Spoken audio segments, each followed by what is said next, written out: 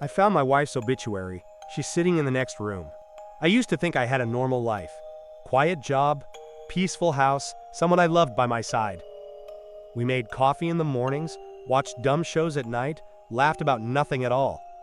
But a few days ago, I found something online that I wasn't supposed to see. And now I can't unsee it. I don't know what's real anymore. I don't know who I can trust. All I know is something is very wrong, and it's getting closer. I'm just a regular guy, nothing too special about me. I work a steady IT job from home, I fish on the weekends when the weather's good, and I spend way too much time scrolling Reddit and watching old horror movies I've already seen a dozen times. I live in a quiet part of Pennsylvania. Nothing ever really happens out here, which is exactly how I like it. I never wanted anything crazy out of life.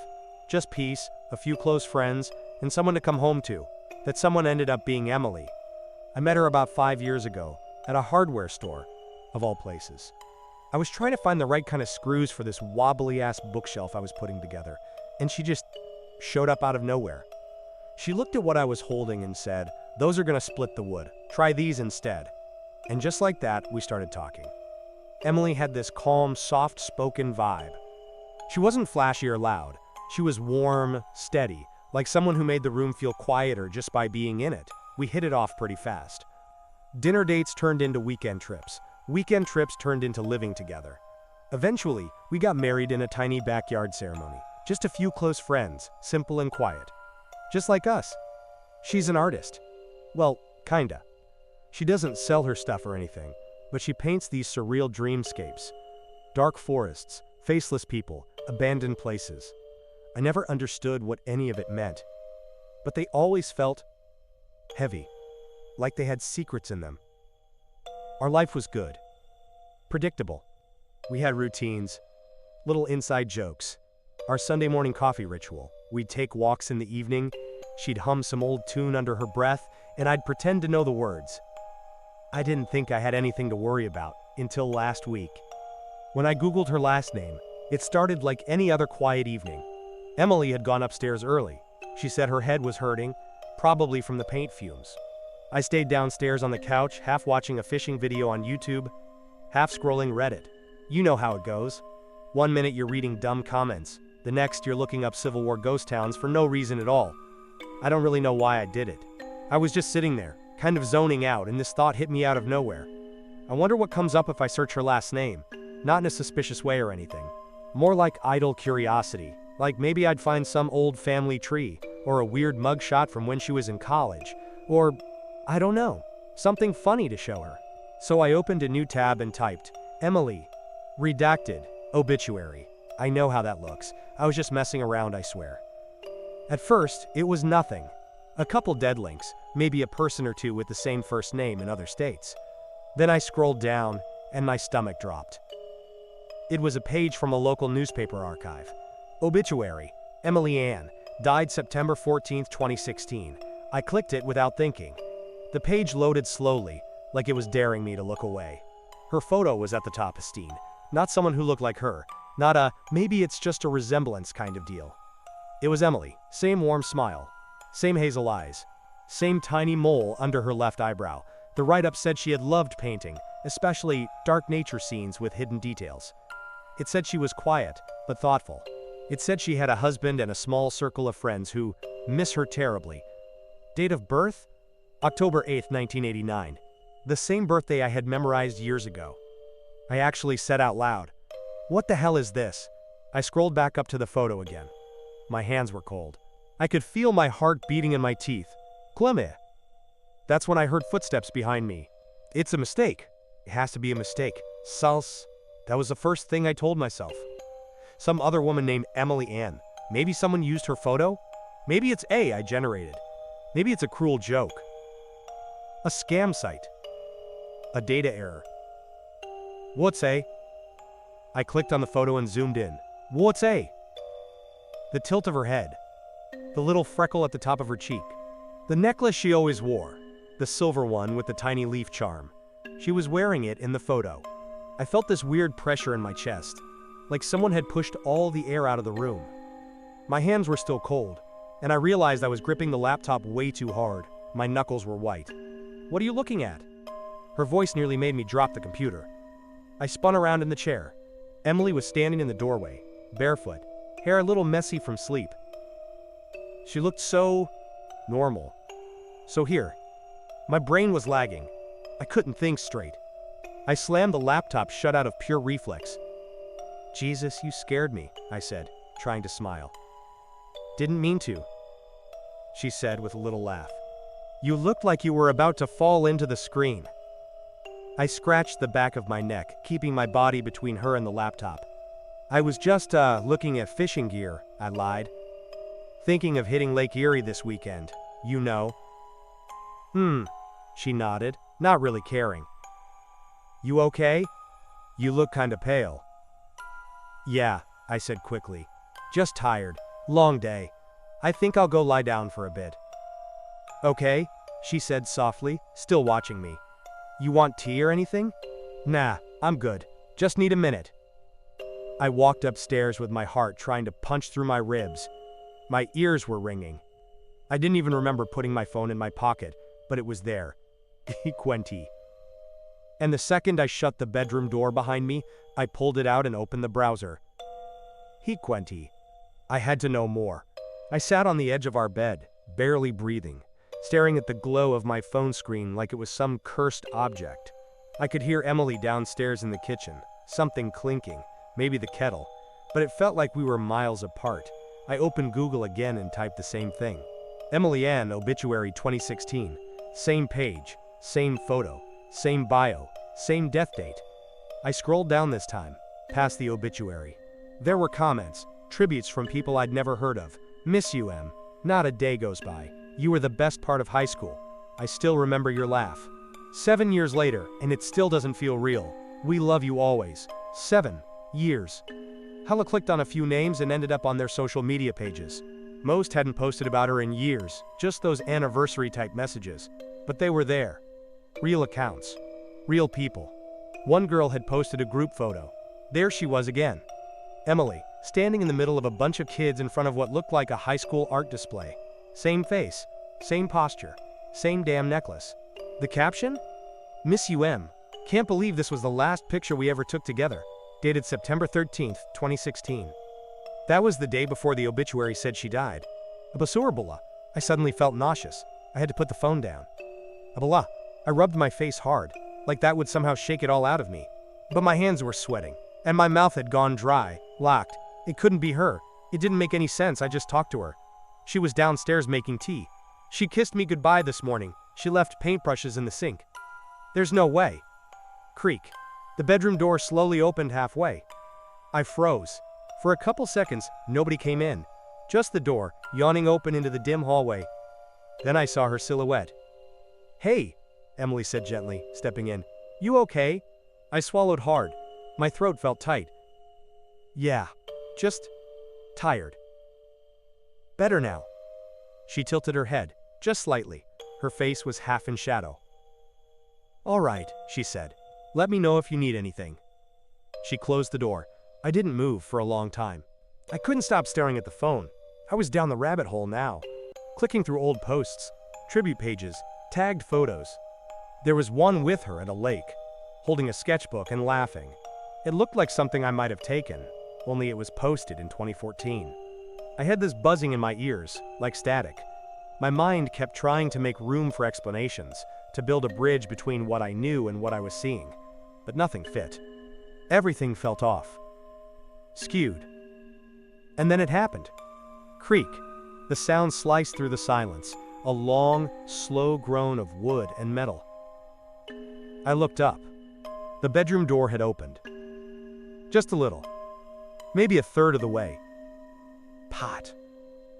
The hallway beyond was pitch black. We always kept the lights off upstairs at night, and the glow from my phone wasn't strong enough to light anything past the frame. I didn't hear footsteps. Nobody spoke. I just sat there, frozen, waiting for something to move in that darkness. My phone was trembling in my hands. My breathing was shallow, like if I got too loud, whatever was out there would know. And then, hey, I jumped so hard I nearly dropped the phone. Emily stepped into the doorway. She didn't turn on the light. She just stood there, backlit by whatever dim light was leaking in from the kitchen downstairs. "You doing all right?" she asked. Her voice was soft, almost too soft, like someone trying not to wake a sleeping baby. My mouth was dry. Yeah. Just needed to lie down a bit." She nodded slowly, then smiled. The kind of smile that didn't quite reach her eyes. "Okay," she said. "Let me know if you need anything." And just like that, she turned and walked away. The door stayed open. I couldn't sleep. I didn't even try. I just lay there, motionless, watching the door. I should have gotten up to close. Every sound in the house felt louder now. The hum of the fridge downstairs. The occasional pop of the old wood settling. Even the soft thump of her footsteps, moving somewhere out of sight. I clutched my phone like it was a lifeline. Hey, I didn't search her name again. I already knew what I'd find. Instead, I started digging deeper. I added more keywords. The town mentioned in the obituary. Her school, the year. After maybe 20 minutes of clicking through dead links and ancient forum posts, I found it. A local newspaper article from 2016. The headline read, "4 dead in regional plane crash near upstate New York." My blood ran cold. The names were listed in the second paragraph. Third name down, Emily Ann, redacted, 26, of Pennsylvania. I clicked the link, and the full article loaded with a photo collage of the victims. There she was again. Same eyes, same smile, same leaf necklace. It said she was flying home from a short art retreat, that weather conditions had been bad, that all passengers were confirmed dead on impact. I scrolled back up to the photo. My wife, or someone who looked exactly like her, or her. I started thinking back. She never talked much about her past, not in detail. She mentioned going to art school, but I never met any of her old friends. Our wedding was small, and her side of the guest list? Empty. She told me her family wasn't close, that they moved away. I used to think that was just personal trauma she didn't want to open up about. But now, it felt like a cover story, like a script. I set the phone down. My hands were shaking. The woman downstairs, the one who made me coffee, who painted strange, haunting landscapes, who whispered my name in the dark, wasn't who she said she was. Maybe she never had been. That night, I couldn't take it anymore. I had to ask. I kept telling myself I'd be subtle, just ease into it, make it sound casual. But there's no easy way to ask your wife if she's supposed to be dead. I had Dad more. We were sitting at the kitchen table. She was drinking chamomile tea. I hadn't touched mine. Had Dad more. "Hey," I started, watching her carefully. "Can I ask you something weird?" She looked up, smiling. "Always. Where'd you grow up again? You said near Scranton, right?" "MMHMM," she nodded, setting her mug down. "Small town. You wouldn't know it. What was it called?" She paused for half a second too long. "Miller Creek," she said finally. "That wasn't what she told me 3 years ago. Back then, it was Ash Hollow." "And your high school?" I pushed, trying to sound light. "Was it still around? We should visit sometime. Might be fun." She smiled again, but it wasn't the usual smile. It was too even, too smooth. Her eyes didn't move with it. "I don't think it's there anymore," she said. "They tore it down. Years ago." "Oh, that's a shame," I said, my voice cracking a little. "I bet you were popular." She laughed softly. "Not really." And that was it. No anecdotes. No memories. Just a clean, empty sentence. Like something out of a script. "Hey, babe," I said slowly. "What year did we meet?" She tilted her head. Just slightly. 2018. "Right," I nodded. "But what month?" Another pause. "October. We met in July." I felt a chill crawl up my back. She leaned forward, her face still soft and pleasant. "Why the questions?" she asked gently. "You okay?" I stared at her eyes. I used to love them. Hazel, with little flecks of green. Now they looked flat, Like glass, like there was something behind them, watching me through a mask. Just tired, I muttered. My brain's been foggy lately. She smiled again. That same wrong smile, like someone playing the part of a human. You should rest, she said. Everything feels better after rest. And then she reached across the table and touched my hand. Her fingers were warm, but I swear, I couldn't feel them. Things got weird after that night. Not just awkward, between us weird. Wrong. Like something had shifted in the house. Like the foundation had cracked just a little, and I could feel it even when everything looked the same. It started small. I'd blink and realize I was standing in the hallway when I swore I had just been in the kitchen. I'd look at the time and whole chunks of the day would be gone. Hours lost. No memory. I found dishes in the sink I don't remember using. My keys in the freezer. Once, I opened the fridge and all the labels on the food were facing perfectly outward, like a damn showroom. Emily started moving differently. Like slower, but more precise. I don't even know how to explain it. She just glided sometimes, like her feet didn't fully touch the floor, and she kept appearing where I didn't expect her. I'd be in the bathroom brushing my teeth and I'd look up, and there she'd be in the mirror, standing in the hallway behind me, completely still. No sound, no footsteps. Just there. Didn't mean to scare you, she'd whisper, smiling, but she never blinked. One night I stayed up, pretending to be asleep, just to watch her. She stood in the doorway of our room for almost 20 minutes, just stood there, watching me, not moving, not breathing, not even swaying like a normal person would. Eventually she turned and walked away, and I finally let myself exhale. Sutta. A few nights later, I woke up at 2:13 a.m. I don't know why, I just did. Atata. The room was dark, moonlight barely cutting through the blinds. I rolled over. She was standing there, in the far corner of the bedroom, not moving, just staring at me.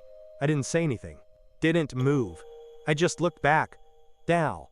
Her eyes didn't shine. Dal, catch the light like they should have. They were like two perfect holes in the dark. Dal.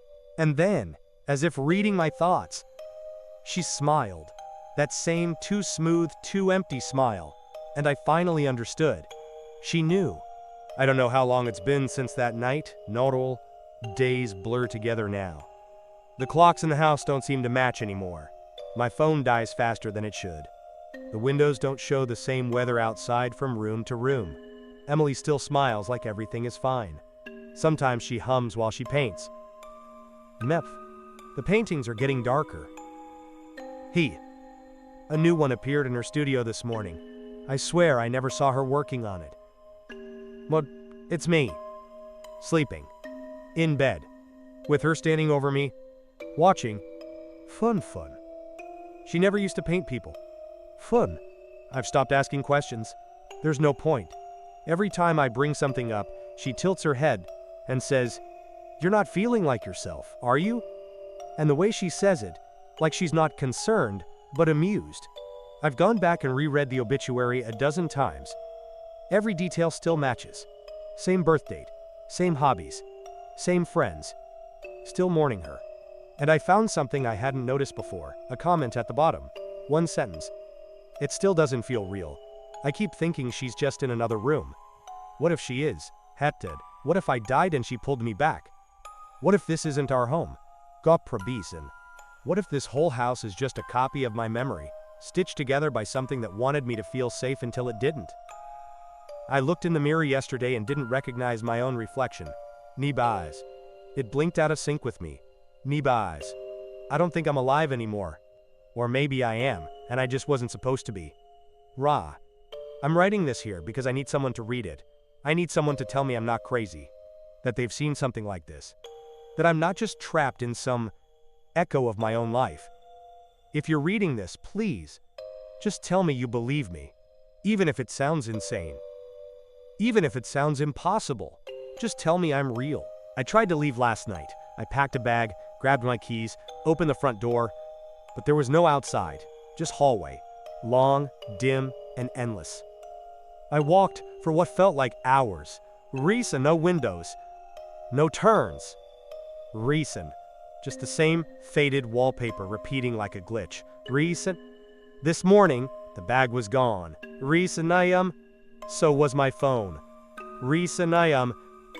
Emily smiled when I asked about it. Jew never packed anything, she said. Then she kissed my forehead like everything was fine. Gel, like I was just confused. Just tired. You. But I know the truth now. Kalaklau. I'm fading. Kalaklau. Little more each day. Kalaklau. I forget my own voice sometimes. Kalaklau. Kalaklimes. I look in the mirror, and something else looks back. Kalaklimes. If you're reading this, please, remember me. Just say my name out loud. Remind the world I was here. Because soon, I won't be. Thank you for watching to the end. If you enjoyed the video, please leave a comment and like it. It will help us grow. Until next time in the next video, bye.